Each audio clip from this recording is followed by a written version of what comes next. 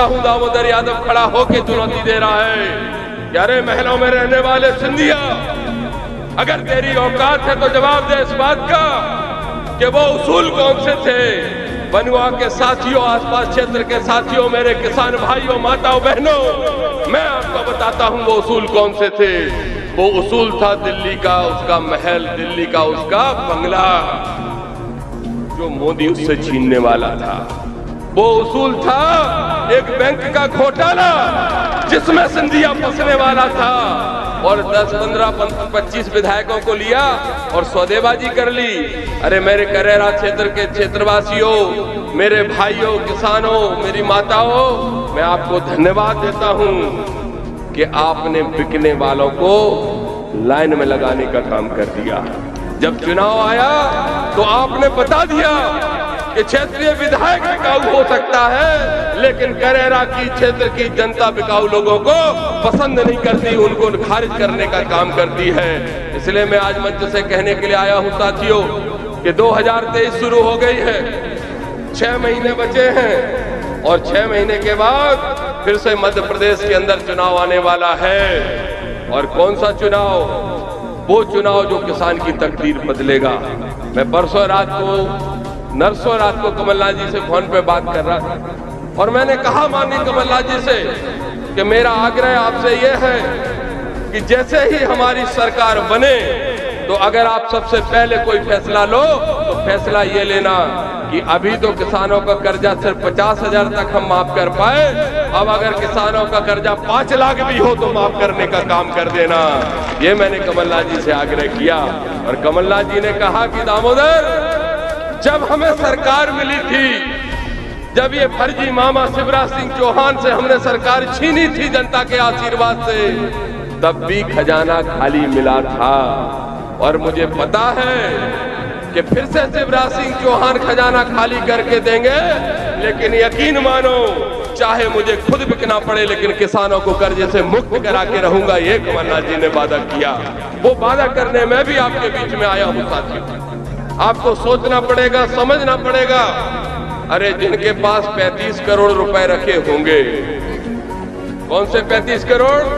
आपके वोट की कीमत के 35 करोड़। आपने जिसको विधायक बनाया था पहले, वो 35 करोड़ में बिक सकता है, लेकिन मैं जानता हूं क्षेत्र की जनता 3500 करोड़ में भी नहीं बिक सकती। इसलिए इस मंच के माध्यम से कहना चाहता हूं, पैसे वालों सुन लो, अपने संविधान का अपमान करने वाले सुन लो, गरीब जनता के वोट का, किसान के वोट का, माताओं बहनों की उम्मीदों का अपमान करने वाले सुन लो।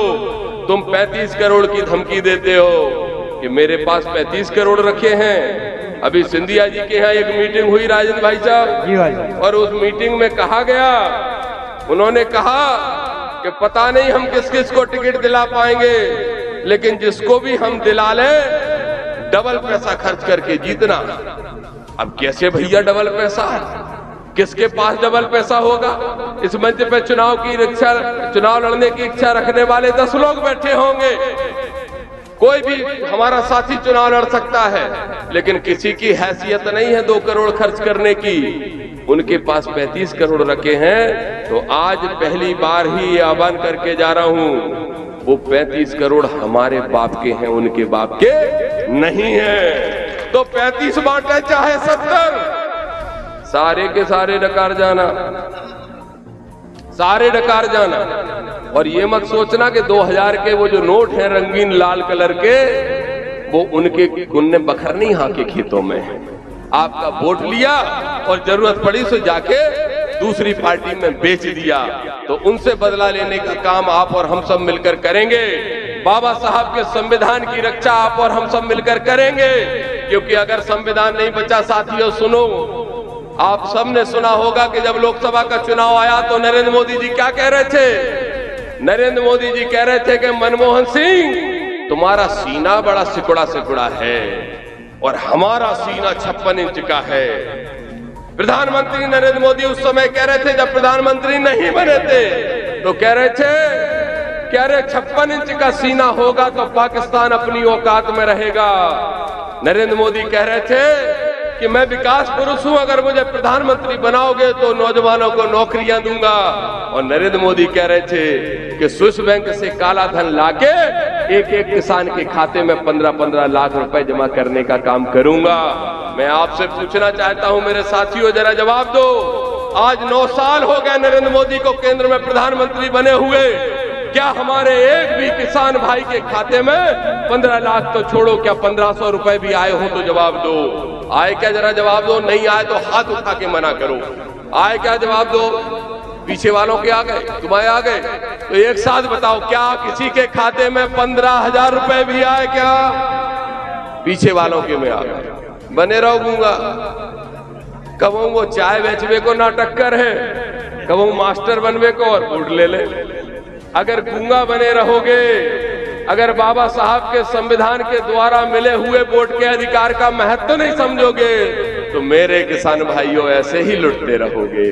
मैं भी एक किसान का बेटा हूं और मैं जानता हूं, मुझे गर्व है। राजेंद्र भाई साहब और ब्रिजेंद्र जानते हैं कि 4 भाई मेरे पिताजी, 3 बड़े ताऊ, 2 बड़े नेता, 1 पुलिस में डीएसपी और चौथे नंबर के हमारे पिताजी शुद्ध किसान।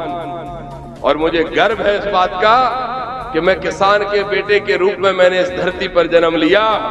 और मेरा उद्देश्य है, जीवन का लक्ष्य है कि जब तक इस देश के अंदर, जो भारत देश है, जो कृषि प्रधान देश है, जो मध्य प्रदेश है वो कृषि प्रधान प्रदेश है, जब तक इस प्रदेश के अंदर किसानों के चेहरे पे मुस्कुराहट लाने का काम नहीं कर देता, तब तक दामोदर यादव चैन से घर पे बैठने का काम नहीं करेगा।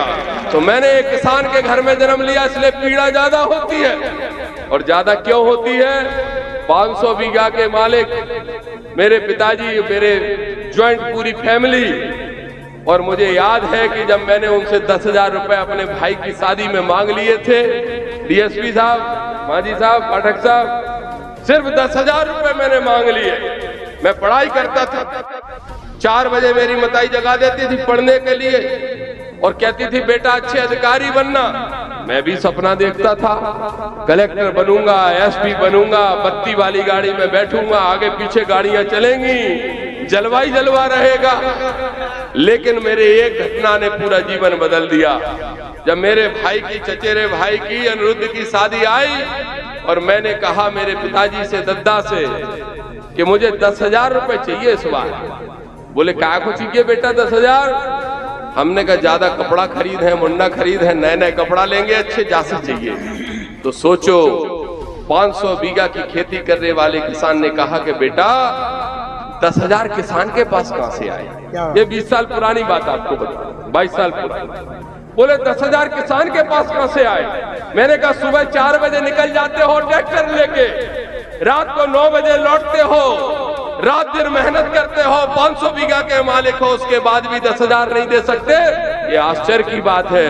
तो मेरे पिताजी ने कहा था कि किसान चाहे 500 बीघा का मालिक हो, चाहे 5 बीघा का, वो जिंदगी भर कर्ज में ही डूबा रहता है। ये है किसान की